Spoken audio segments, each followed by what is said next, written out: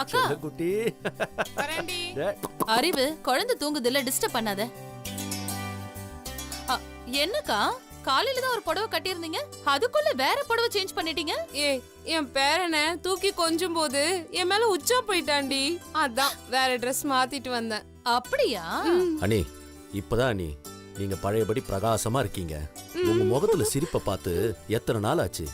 உங்களை மறுபடியும் இப்படி எஜமானி மாதிரி பாக்குறதுக்கு ரொம்ப சந்தோஷமா இருக்கு அண்ணி. அறிவு, இந்த சிரிப்பு, எஜமானின்ற அந்தஸ்து எல்லாத்தையும் கிட்டத்தட்ட இழந்துட்டேன்னு நினைச்சேன். ஆனா அந்த நேரமா பார்த்து என் பேரன் பிறந்தான் பாரு, என் சிங்கக்குட்டி மாதிரி. இழந்த என் மரியாதை, அந்தஸ்து, கௌரவம் எல்லாத்தையும் சும்மா ஒரே நைட்ல லாட்டரி சீட் அடிச்ச மாதிரி என் வாழ்க்கையை திருப்பி கொடுத்துட்டான் அறிவு. உண்மைதான்க்கா, அந்த சித்தர் சொன்ன மாதிரி உங்க பேரை நம்ம எல்லாரோட வாழ்க்கையும் எப்படி மாத்த போறான் பாருங்க. மாத்த போறான் இல்ல சந்தியா, மாத்திட்டான். என் மாயாக்கு பிறந்த தங்க கட்டி, இந்த வீட்டோட முதல் வாரிசு, அதுவும் ஒரே வாரிசு. அவனை இனி நான் தான் குளிப்பாட்டுவேன், நான் தான் பார்த்துக்குவேன். அவனை அவங்க தாத்தா கிட்ட கொண்டு போய் காட்டுவேன். ஏன் எத்தனை கோடி செலவானாலும் அவரை நான் வெளியே கொண்டு வருவேன். அதெல்லாம் முடியும்ல அறிவு. என்ன நீ இப்படி கேட்டீங்க? பணத்தை தூக்கி அடிச்சா நரி கூட நாய் மாதிரி வாலாட்டம். பணத்தால செய்ய முடியாத விஷயம் இந்த உலகத்துல எதுவுமே கிடையாது. நீ சில கோடிகளை இறக்கி அண்ணனை வெளியில கொண்டு வர வேண்டியது என்னுடைய பொறுப்பு. நிஜமாவா அறிவு? இந்த வீட்டோட ஒரே ஆண் வாரிசு இவன் தான். இவனை மட்டும் நீங்க பத்திரமா பாத்துக்கோங்க, மத்ததெல்லாம் நாங்க பாத்துக்கிறோம். நான் பாத்துக்கிறேன் அறிவு. அதை விட எனக்கு என்ன பெரிய வேலை இருக்கு. இந்த கோடிகள், வரவுகள், செலவுகள், ஆபீஸ், ஃபேக்டரி, சொத்து கித்து இது எல்லாத்தையும் நான் பாத்துக்கிறேன். அப்படியே எனக்கு ஒரு புது ரெஸ்டாரண்ட் ஆரம்பிக்கணும் அறிவு. அதுக்கான வேலையை நான் பார்க்கணும். அதுக்கு கொஞ்சம் செலவாகும். ஏ சமையல், இனிமே இந்த வீட்ல என் பொண்ணு வைக்கிறதா சட்டம். எங்க கஷ்டத்துல உன் சின்ன வீட்ல இடம் கொடுத்தல்ல, இப்போ உனக்கு ஒரு பெரிய ரெஸ்டாரண்ட் கட்டி தர வேண்டியது என் பொறுப்பு. ஐயோ அக்கா, நிஜமாவா சொல்றீங்க? ஆமாண்டி அக்கா, ரொம்ப தேங்க்ஸ்க்கா. பரவாயில்ல சமையல். அக்கா, நீங்க கர்ண பரம்பரைக்கா. இதுல என்ன இருக்கு சமையல்? நான் ஏழ்மையில இருக்கும்போது இதெல்லாம் நீ எனக்கு செஞ்ச. இனிமே அந்த ஆண்டவன் என் பேரப்புள்ள மூலியமா கூரிய பிச்சுக்கிட்டு எல்லாத்தையும் கொட்ட போறான். அதுல கொஞ்சம் உனக்கு கொடுக்க மாட்டேனா? அனி, இந்த மாதிரி தொலைநோக்கு பிளான் எல்லாம் போட்டுட்டே இருந்தா வேலைக்கே ஆகாது. இன்னைக்கே நாம மாற்றங்கள்லாம் ஆரம்பிக்கணும். இன்னைக்கேவா? என்ன அறிவு சொல்ற? ஆமா நீ, இன்னைக்கு லஞ்ச்ல இருந்து இனிமே டைனிங் டேபிள்ல முதல் பந்தி நமக்கு தான் இருக்கணும். அப்புறம் தான் அந்த குடும்பமே சாப்பிடணும். எப்படி? சுத்தி சுத்தி சாப்பாட்டுல மட்டும்தான் உன் என்ன இருக்குமா? பெருசா யோசிக்க மாட்டியா? பெருசானா? நமக்குன்னு கப்பல் மாதிரி ஒரு பெரிய கார் வாங்கணும். சூப்பர், அதுக்கான ஏற்பாடை நான் பண்றேன். அப்புறம் அறிவு, உனக்கு வேற ஏதாவது வேணுமா?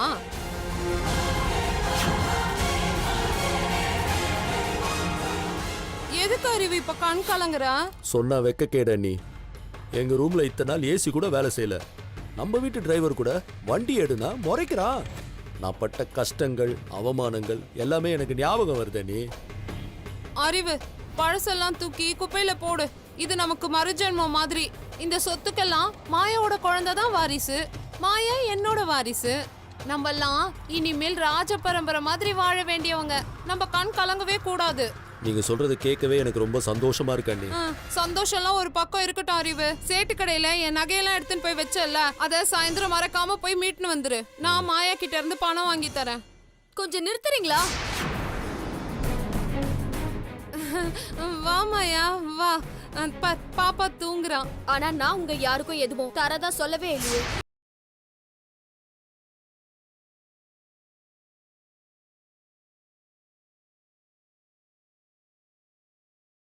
கடைசி நகை பணம் எல்லாம் போயிடுச்சுல்ல, அதான் குழந்தை பிறந்த அதிர்ஷ்டம் நமக்கு எல்லாம் திரும்பி வரப்போகுதுன்னு சொல்லிட்டு இருந்தேன். இல்ல அறிவு? ஆமா மாயா, ஆமா. அதானே சமையல்? ஆமாக்கா, ஆமாக்கா. ஆமா மாயா, உனக்கு குழந்தை பிறந்த நேரம் நம்ம வீட்டுக்கு அதிர்ஷ்டம் வரப்போகுது. நீ ரொம்ப கொடுத்து வச்சவ மகராசி. நீ ரொம்ப நல்லா இருக்கணும். அதிர்ஷ்டம் நம்ம வீட்டுக்கு இல்ல, சந்தோஷோட வீட்டுக்கு தான். ஏய், என்னடி பேசிட்டு இருக்க? சந்தோஷ் குடும்பம் நம்ம குடும்பம் பிரிச்சு பேசிட்டு இருக்க. இனிமே சந்தோஷ், நீ, நம்ம எல்லாரும் ஒரே குடும்பம் தானே?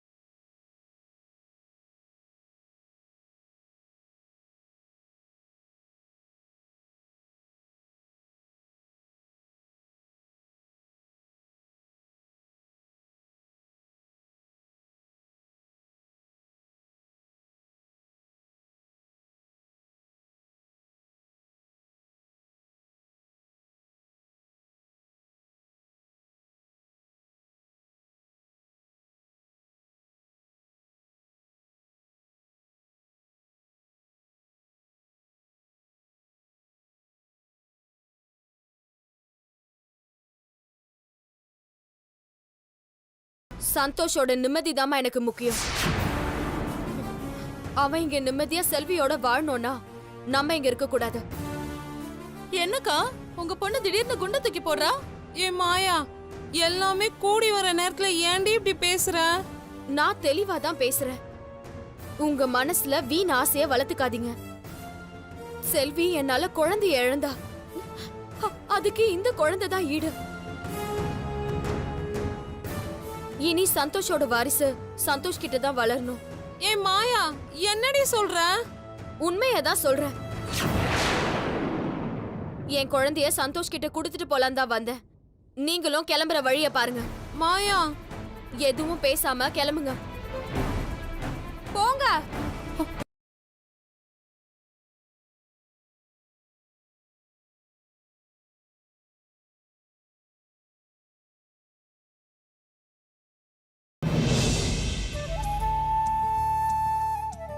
இன்னைக்கு எப்படியாச்சும் பிரபா கிட்ட சொல்லிடணும். எப்படி சொல்றது? இதுக்கு மேல டிலே பண்ணக்கூடாது, தைரியமா சொல்லிடணும்.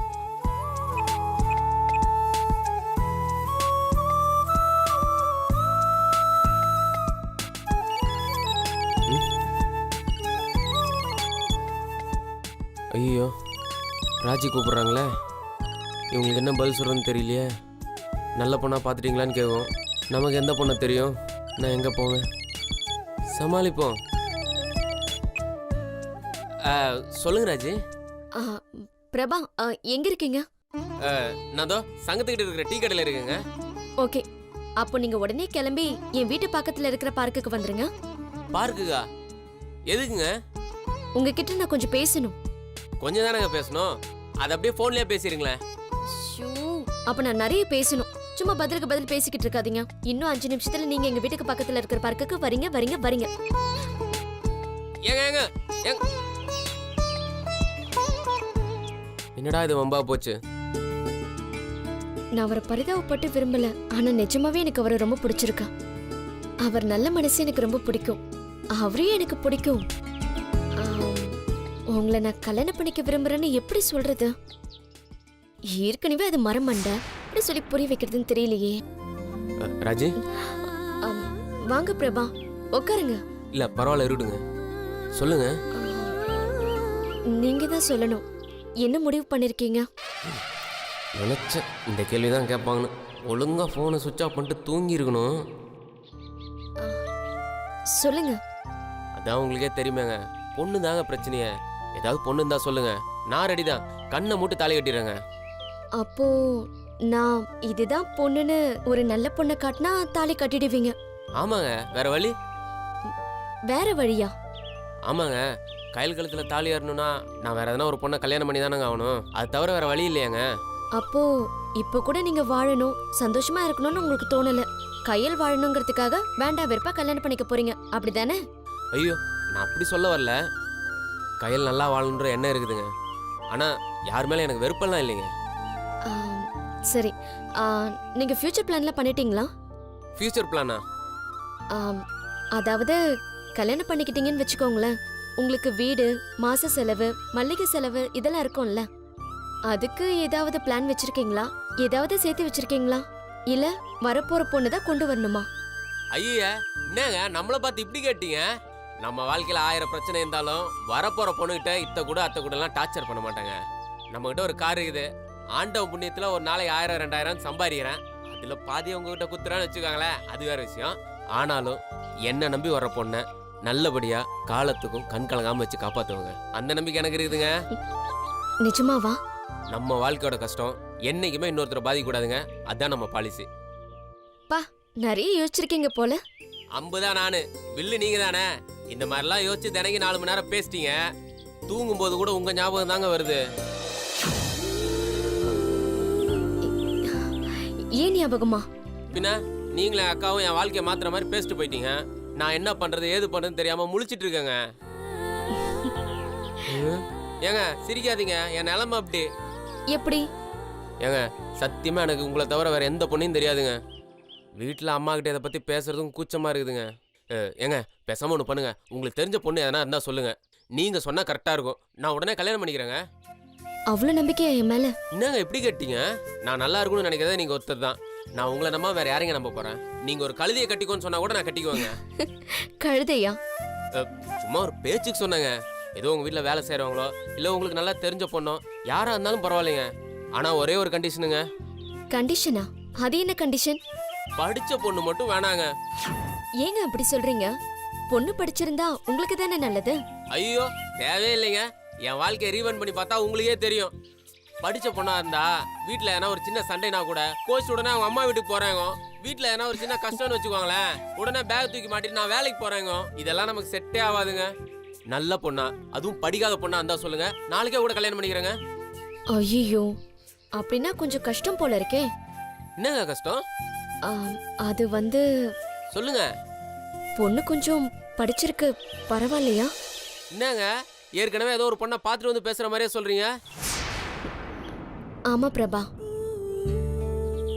எனக்கு தெரிஞ்ச ஒரு பொண்ணு உங்களுக்காக பார்த்திருக்கேன். அப்படியா? யாருங்க அந்த பொண்ணு? அவங்க யாருன்னு சொல்லதான் போறேன். ஆனா அதுக்கு முன்னாடி அந்த பொண்ணு எந்த மாதிரின்னு சொல்றேன். உங்களுக்கு பிடிச்சிருக்கான்னு சொல்லுங்க. சொல்லுங்க. பொண்ணு கொஞ்சம் அழகா இருப்பா. ஐயோ, நம்மளுக்கு அழகான பொண்ணெல்லாம் வேணாங்க, சாதாரண பொண்ணே போதுங்க. ஏங்க, அந்த பொண்ணை பொறுத்த வரைக்கும் அவ அழகு உங்களுக்கு பிடிச்சிருக்கா இல்லையான்னு அவ பாத்துட்டதுக்கு அப்புறம் தான் முடிவு பண்ண போறீங்க. ஓ ஆமால. பொண்ணு கொஞ்சம் கலரா இருப்பா. கொஞ்சம்னா?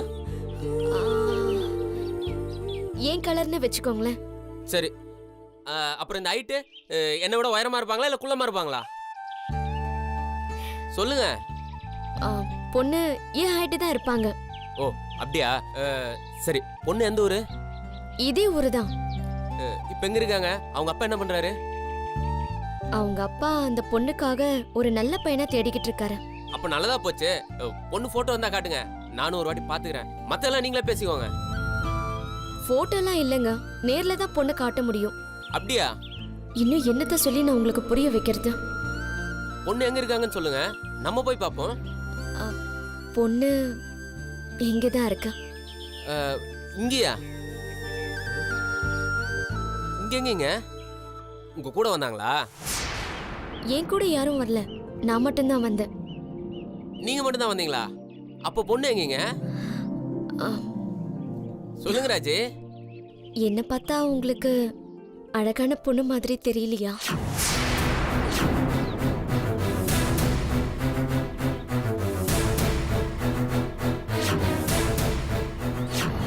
நல்லா படிச்ச பொண்ணு தெரியலையா?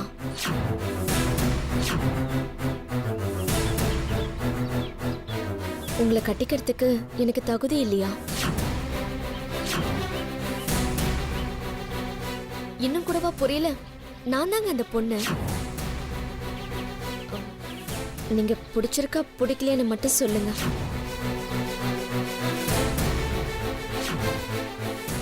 ஏங்க என்ன விளையாடுறீங்களா? விளையாடுறேனா? நான் அப்பா கிட்ட எல்லாம் கூட சொல்லிட்டு வந்துட்டேங்க. உங்களை ரொம்ப பிடிச்சிருக்கு, உங்க கேரக்டர் கூட ரொம்ப பிடிச்சிருக்கு. நமக்கு எவ்வளவு கஷ்டம் வந்தாலும் மத்தவங்க நல்லா இருக்கணும்னு நினைக்கிறேன். உங்க மனசு எனக்கு ரொம்ப பிடிச்சிருக்கு. ஆக மொத்தத்துல உங்களை கல்யாணம் பண்ணிக்கணும்னு ஆசைப்படுறேன். நீங்க எப்படியும் யாரையும் கல்யாணம் பண்ணிக்க போறீங்க, அதையே நானா இருக்க கூடாது.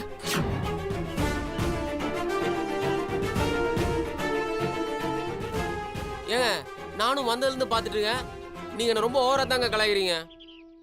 கலாய்க்கிறதுக்கு ஒரு அளவு இருக்குதுங்க. இல்ல நான் தெரியாம தான் கேக்குறேன். என்ன பார்த்தா உங்களுக்கு என்ன ஜோக்கர் மாதிரி தெரியுதா? ஆளாளு கலாய்க்கிறீங்க போங்க. என் கல்யாணம்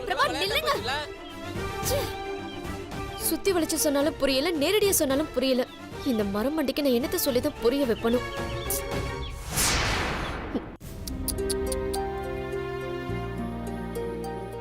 செல்வி, குழந்தைய கொடு. சத்தம் போடாதீங்க, இப்பதான் குழந்தை தூங்கி இருக்கான். அதான் தூங்கிட்டால, கொடு.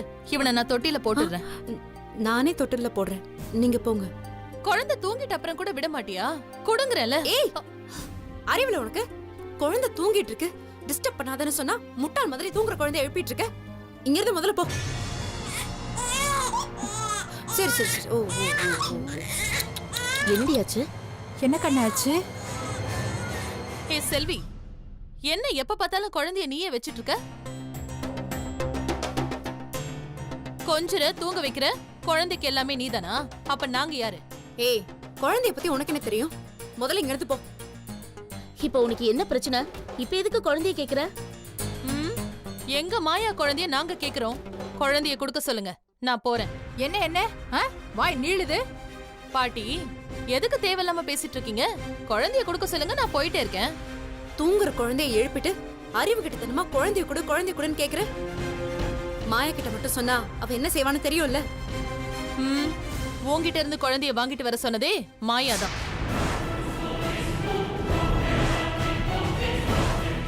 முதல்ல குழந்தைய கொடு. ஏய், கையெடு முதல்ல. சும்மா பொய் சொல்லாத. மாயா என்னைக்குமே குழந்தைய என்கிட்ட இருந்து வாங்கிட்டு வர சொல்ல மாட்டா. உன் வேலையெல்லாம் என்கிட்ட வச்சுக்காத. முதல்ல இங்க இருந்து போ. செல்வி,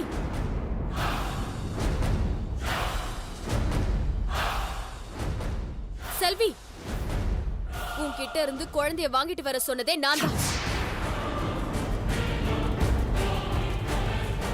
ஒழுங்கா சந்தியா கையில கொடு.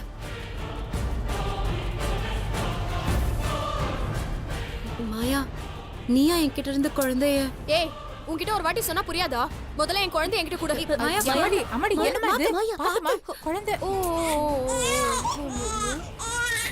ஐயோ, மாயா, குழந்தை அழுகுற மாயா. ஹே மாயா, என்னடி பண்ற? மாயா, செல்விதான் குழந்தைய தூங்க வைக்கிறாள். அப்புறம் இன்னும் உனக்கு கஷ்டம். ஏன் குழந்தைய எப்படி தூங்க வைக்கிறதுன்னு எனக்கு தெரியும். நீங்க எல்லாம் இங்க இருந்து போங்க.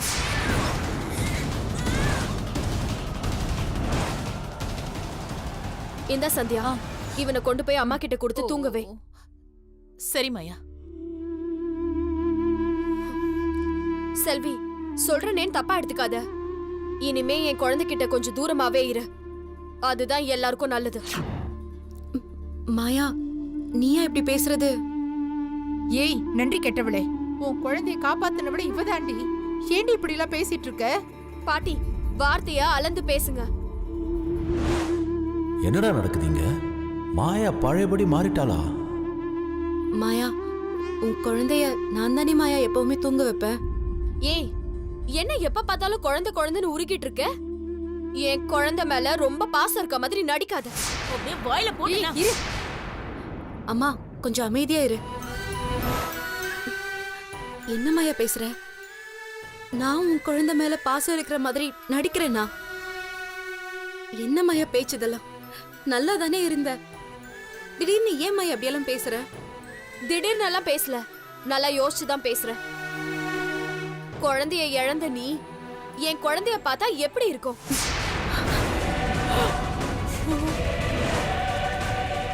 மாயா, என் குழந்தைய பார்த்தா உனக்கு எப்படி இருக்கும்? இவளுக்கு மட்டும் குழந்தை இருக்கு, நமக்கு இல்லையேன்னு வயிற்றுச்சலா தானே இருக்கும். அது வெளியில தெரியக்கூடாதுன்னு சொல்லிட்டு எப்ப பார்த்தாலும் என் குழந்தைய தூக்கி வச்சு சிரிச்சிட்டு இருக்க. அடி பாவி, இப்படி எல்லாம் பேசாதடி. உன்னா கழுகி போயிடும். தெருவுல அனாதைய கடந்த ஒன்ன கூட்டிட்டு வந்து ஆதரவு கொடுத்தா பாரு. எல்லாம் இவள சொல்லணும். போதும், நிறுத்துங்க. யாருக்கு யார் ஆதரவு கொடுக்கறது?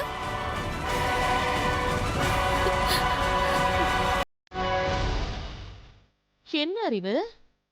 குழந்தைய சும்மாதான் கொண்டு வர சொன்னான்னு பார்த்தா மாயா நிஜமாலுமே கோவப்படுறா. வாய மூடு. மாயா மாறிட்டா. இனி எல்லாமே மாறும் பார். இது நான் பிறந்து வளர்ந்த வீடு. நான் பெத்திருக்கிறது சந்தோஷோட குழந்தை.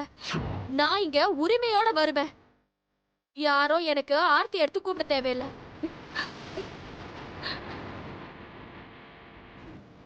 யார் கூப்பிட்டாலும் சரி, கூப்பிடலனாலும் சரி, உரிமையோட இங்க வந்திருப்பேன். ஒரு நாள் இல்ல ஒரு நாள் சந்தோஷோட மனசுல இடம் பிடிச்சிருப்பேன். இவ ஏதோ என் மேல இறக்கம் காட்டினதுனால 24 மணி நேரமா இவ பின்னாடியே சுத்திட்டு இருக்க முடியுமா? அதெல்லாம் இனிமே என்னால முடியாது. நானும் இந்த வீட்ல இவளுக்கு சரி சமந்தான். இனிமே ஏன் பேச்சுக்கும் குழந்தை பேச்சுக்கும் யாரும் வராதீங்க. அது போதும். அப்படி பேசு மாயா. செல்விய நீ அடக்கி வை. நீ யாருன்னு அவளுக்கு காட்டு. கமான் மாயா, கமான். மாயா, உன்னை நான் எவ்வளவு நம்பினேன். திரும்பவும் ஏன் மாயா பழைய மாதிரி பேசுற? ஹே செல்வி, நீ எதுக்குடி இவகிட்ட பக்குவமா பேசிட்டு இருக்க? அவளை அடிச்சு வெளியே துரத்துடி. அடிப்பீங்க அடிப்பீங்க கிழிப்பீங்க. எங்க கை வச்சு பாருங்களேன் பார்க்கலாம். என் மேல ஒரு துரும்பு பட்டுச்சு அவ்வளவுதான். உங்க மனசுல எல்லாம் என்ன நினைச்சிட்டு இருக்கீங்க? நீங்க 2 பேரும் இந்த வீட்ல ஒண்டிக்கிட்டு வந்தவங்க தான். ஏதோ பெரியவங்கன்னு மரியாதை கொடுத்தா சும்மா வாய்க்கு வந்த மாதிரி பேசுறீங்க. ஏ மாயா, நீ ரொம்ப தப்பா பேசுற. இதோ பாருங்க, நீங்க தான் தேவையில்லாம பேச்ச வளர்க்குறீங்க. வாயை மூடிட்டு உங்க வேலைய பாருங்க. மாயா, பெரியவங்க கிட்ட கொஞ்சம் மரியாதையா பேசு. முதல்ல உன் குடும்பத்துக்கு மரியாதைனா என்னன்னு சொல்லி கொடு. நான் உன்கிட்ட தானே பேசிட்டு இருக்கேன். நடுவுல எதுக்கு இந்த எக்ஸ்ட்ரா டிக்கெட் எல்லாம்? போ சொல்லு. அம்மாடி, இவ மேல இறக்கப்பட்டு இவளை இங்க கூட்டிட்டு வந்தா பாரு. உன்ன சொல்லணும், இவளெல்லாம் அடிச்சு முதல்ல விரட்டணுமா, இல்லனா இதுவும் பேசுவா இன்னமும் பேசுவா. ஏய் கிழவி, யார பார்த்து? ஏ அறிவு, எங்க போற? மாயா. மாயா என்ன ஆட்டுக்குட்டியா காப்பாத்த போற? அது சிங்கம். கைய வச்சா கிழவி இருக்காது. வேடிக்கைய மட்டும் பாரு. கையதான் வச்சு பாருங்களேன் பாப்போம். செல்வி,